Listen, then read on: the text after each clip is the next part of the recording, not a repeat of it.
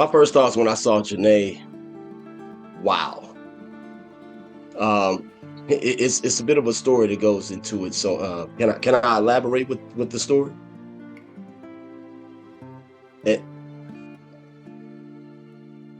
the first time I saw her was the word wow. Um, I was trying to take her out on a date, but she had no parts of that because she didn't know me. So we agreed to meet at her mom and dad's house, which was perfectly fine with me. And when I came in, I saw a young lady sitting in the chair, yellow skin, and I said, okay. But then I caught another lady out my peripheral to my left as I stepped down into the step-down living room. And yeah, I was like, wow, okay, she looks more like the lady that answered the door. So that has to be her. My breath was taken away. From that point on, it was just like, okay, I got to do everything that I know that I was raised with, and conducted myself in the right way. Not trying to say I put on the front, but just be me. And if it lands, okay. If it doesn't, I'm gonna give it the old college try, as they say. I wasn't walking away with a no answer. So yeah, she captivated me. And everybody that says that, beauty isn't the first thing, it was. She was very beautiful. And then as I got to know her, everything else just, as they say, blossomed. Woo.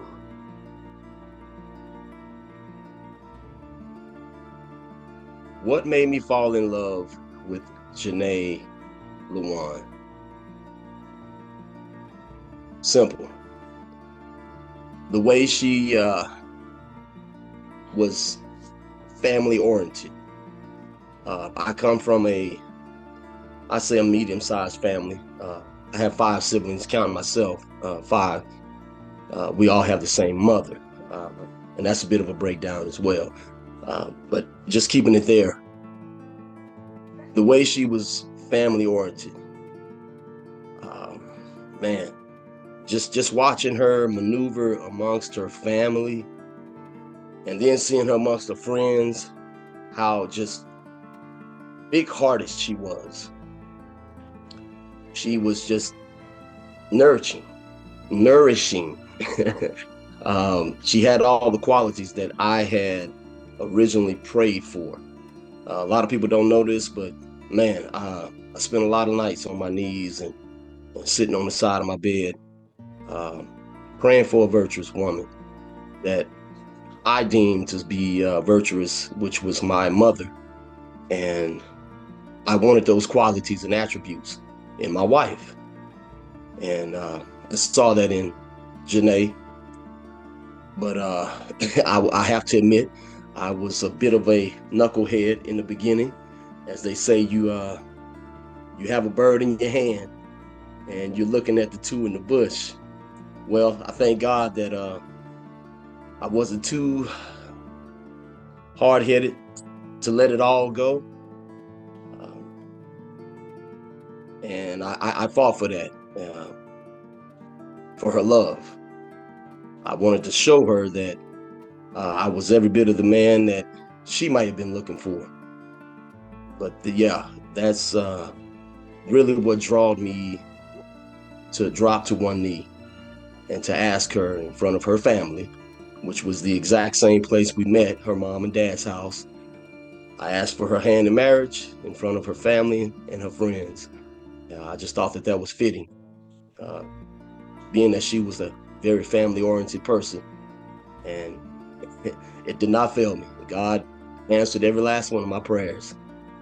Truly blessed. What made me decide to marry Janee? Again, those attributes that she showed, for me, being a virtuous woman, and it's straight out the Bible. I asked God for that, and he put things in my life for me to be patient, which ultimately taught me patience, to wait. And I waited.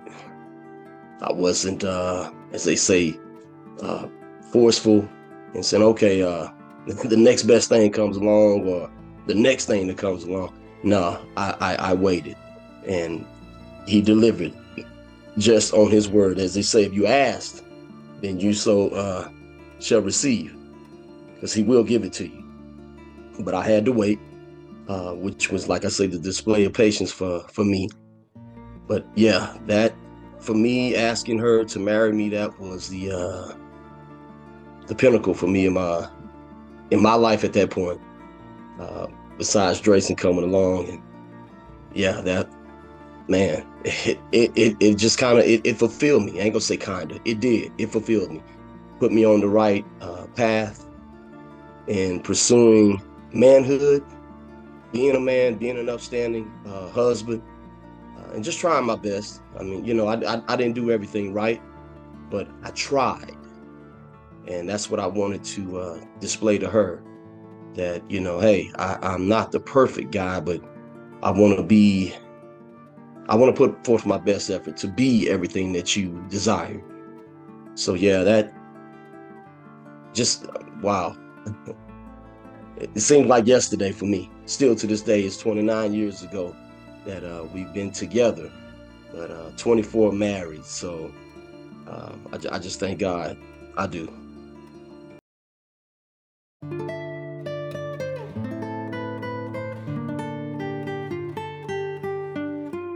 My absolute first thought was, he looks nice, but he's a little short. A little short.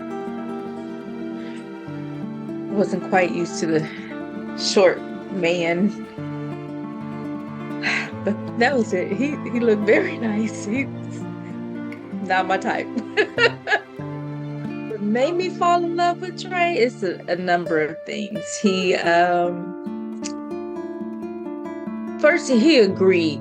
I was like, I wasn't looking for a relationship, and we were agreed to be friends. So we actually went out on dates as friends, really, like basketball games and arcades and things like that. We just had fun. We weren't thinking about, oh, this is gonna be my girlfriend, this is gonna be my boyfriend. We weren't thinking anything like that. We were just having fun. And one day I say, his brothers asked me, has he sung for you yet? I'm like, sing? Didn't know he could sing, but okay, no, he hasn't sung for me yet. I wasn't expecting him to, but that did kind of spark an interest there. And from then on, I don't know, just his mannerism, his respect, his humbleness, like he took care of me. Like when we went out on dates, he drove, he paid, he was willing to try things that I liked. So that, just in between the time span of 5 years, that I did fall in love with him during that time. Just the things that he did, the small things he did. I was very intrigued about what he would do. So that was pretty cool. What made me decide to date Trey was, I guess, just everything that he showed me from the time that we met. He was just a good person, good family. He introduced me to his family. I was like, what is going on? Like, I don't know you, but he was just fun in the get-go, and very respectable, well-mannered, just all of the above. He checked all the boxes that I probably didn't even know I was looking for, but he showed me, yeah, he showed me what it was to actually be courted, or, real dates. Probably the day he proposed.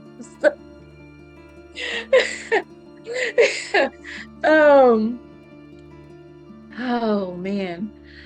I couldn't say exactly like when or what date. It's just I just had no interest in seeing anybody else. It was just all about what we were going to do, and we just never really made any plans or anything like that. It's just that is something that just purely happened, just knowing that the things that he sacrificed for the relationship. Um he did not want to he did not want to just be out there like, oh, we're just gonna get married and we're not gonna have anything, we're not gonna do anything. He wanted to be stable before he even proposed. So the biggest sacrifice he ever did, he joined the military just so he would have some stability before he could propose to me. And right then, that's just like, I can't do no better. I don't know. God sent him down just straight for me. And that's just how I feel.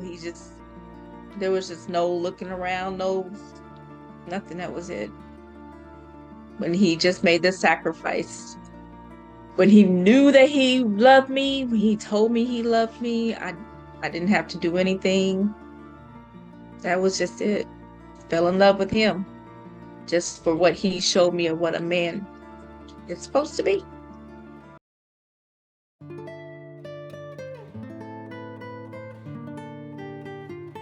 If I could sum up my love and my love story in one word, if I could sum up my love story in one word for my wife, it would be commitment. Commitment. And to lay that out is simply my devotion to her. I want to show her, not as well as just telling, but more so show that I am the man that I strive to be, and I'm showing you. So, commitment. I could one word for my love story. Is that right? Yeah, that's it. What comes to me right now is passion. Passionate. Just passionate. I am very in love with him, with what he's provided, the love that he gives to me, the love for our child. It's all the time I say I don't have a passion, but just it seems like at this moment that is just what came to me, and it fit. I have a passion for this relationship, for this marriage, for us. I'm very passionate, and it's weird that came to me, because I'm always saying I don't have a passion for anything, and it just heart fluttered. I'm like, passionate about this very deeply. I'll take that. If we had any advice for married couples or couples getting married, is always seek God first. See the love that God has. Definitely do some spiritual counseling. Just put God in your life, because he's the ultimate. So if you follow God, and you know what love is, and that is definitely what I learned within this relationship. Definitely, foundation is Jesus Christ.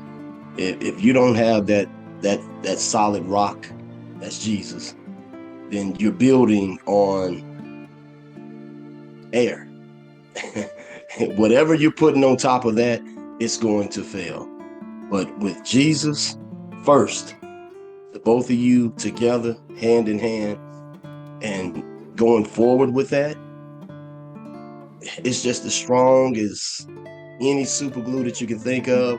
But it's more than that. God is going to see you through everything, because you put your faith and your trust in him as a couple. So we both believe him. two joined together, there I am also. Simple as that. One of the challenges that we had to work through as a young couple, freshly married, love is in the air, as they say, strong, man. And I'm holding it. God's going to see me through. Was conceiving a child. We both wanted a family very desperately. Yes. And we went through 10 years. 10 strong years, I'm going to say that. Trusting and waiting on God. Because there was nothing that we had control of. And just, just like anything, we sought advice, medical, and everything, as they say, lined up. It was, it's timing, as everybody told us, but we knew that timing, as we prayed together and understood that journey going forward together, that we had to wait on God. As they say, it wasn't our time. So that would be the one thing that really tested our faith together, because you go through that phase of, well, it could be you, or the finger pointing phase. Yes. And it's you. What are you not doing? You exercising. It's a plethora of things, but what it boiled down to, the pinpoint of it all, was we just had to trust God that it wasn't our time yet. And I thank God, because our son now, 13, he came right on time. So yeah, that would be the one I would say. We both agree to that? I agree to that. I agree wholeheartedly. My side was not a pretty picture on my side, because I was not really accepting of, people going around me getting pregnant, and I'm like, it's not happening. I don't understand. But when I did let go and prayed about it, let it go, it happened.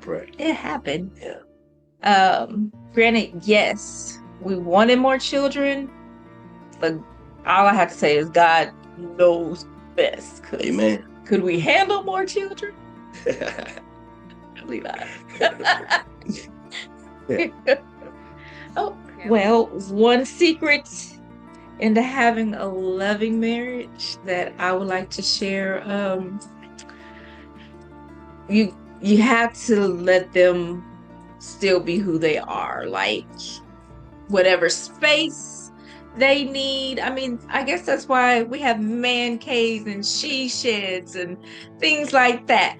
They have got to have a place to let be themselves, digress, regress. I don't know what the word is, but they need that time to not forget who they are. Yeah. So when they come together with you, you still have something to share. So that is my secret there. You have a secret? And I can, as they say, put my coating on that too as well. Great answer. Great answer.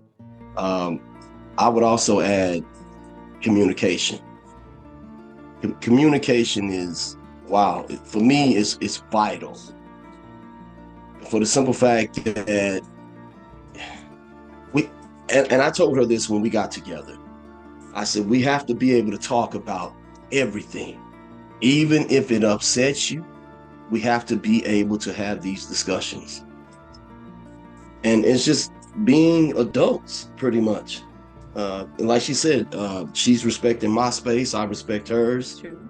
And her view, as well as she's respecting my view. So I would say, yeah, communication to add on to that. Just being willing to talk about anything. What would I say to her right now to express my love? It's simple. I'm never going anywhere. You'll always have me, as long as God allows. I love you. I appreciate that. Yeah. I had to. So, I would tell you how much that I appreciate you for everything, every sacrifice, even though you say it's not a sacrifice of what you did, but you've done a lot. It has altered you. And that's something that I had to learn to live with and try to work around and still try to make us who we are when we fell in love.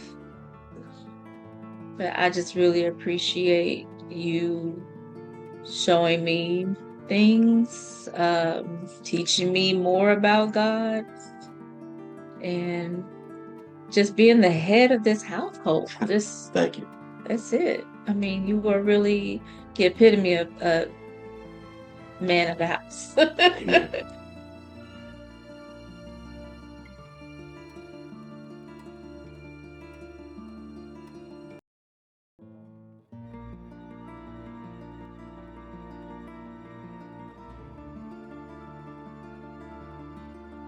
Oh my gosh, we didn't run out of time. That was so beautiful. I'm crying again. Yeah. Whose idea was this love story? Yeah. Oh my gosh. I'll be all right. Well, thank y'all so much. I love that. I love that. Ooh, I got it. I didn't stop the recording. Ooh. I got the kiss on camera. I'm gonna put it on the video. Okay. I appreciate y'all. And Dre, if you still thank you, Rhonda. and I'm going to show you. You're going to be crying. You're not going to believe it. I have had a full experience over here with both of you and your love. I thank you. Thank you for putting this together. Love is just. But thank you for being obedient. But because I mean, when you say it out loud, you know, like you said, everything is not perfect every day. Yeah, no. But when you could say out loud, you know, just your thoughts, your feelings, it brings like the whole perspective back. And then, you know, my thought was, what if we had these love moments every other day, every 2 days, like couples have love moments every 2 days, but they have to sit down and do this. Love moments, couples. They ain't gonna do nothing but tighten it up. You got it. Like, yeah, it's just gonna tighten it up, make that much stronger. Decrease because it's changing the focus from the pressures of the day, of marriage, of family, of bills, of debt. Is changing the focus to what it was in the beginning, which was the two of you, the reason why you got together in the first place. It's changing the focus to the love that you had in the beginning. And that's when God is always saying, go back to your first love. Can I say something? Say, well, how have you and your wife been together so long?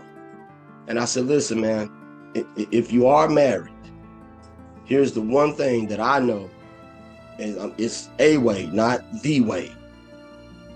But you got to think before you get upset at that young lady, or young lady, before you get upset at that young man, think before you run down here and I'm getting a divorce. I'm tired. I'm through. I'm done. Think back to why, young man, you asked her to marry you. Why did you, young lady, accept that proposal? Go back to the beginning. And I like the way you said that. Go back to the beginning. Wow. Because I mean, hey, you did it for a reason, and now you're willing to just throw it all away? No. I'm gonna go back to say, because that's, as they say in the beginning, my first love. Yeah. That's, man. I'm not just gonna throw that away. And then your love is going to increase or even bring forth or probably regenerate the love of others. I like that. Yeah, I like that. It is. It's going to reconcile, restore, regenerate the love of others, right? They're gonna be like, I remember when we used to do that. I did. We need to do that again. Okay. Yeah. Yeah, all that. And so, let me know when you get into marriage ministry. Oh God, Yeah, because like you said, it's been spoken before. It is. And then, Dre, you let me know when you become a pastor. Let me know when you become a pastor. Yes, ma'am. It's all on you. Be that first call. It's like all on you. It's right there. You can't miss it. Can't miss No it. God. Yeah. Just wanted to throw that out there. Amen. Thank you so much, Rhonda. Yeah, this was wonderful. Yes. You just enriched us tonight. Exactly. So y'all have made my day. I've had a